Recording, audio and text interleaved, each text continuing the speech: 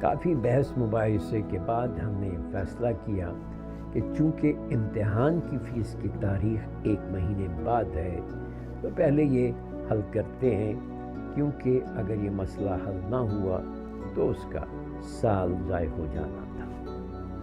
پھر اس کو میں نے کہا کہ اپنے مسئلے کے ممکنہ حل کی ایک فہرست بنائے۔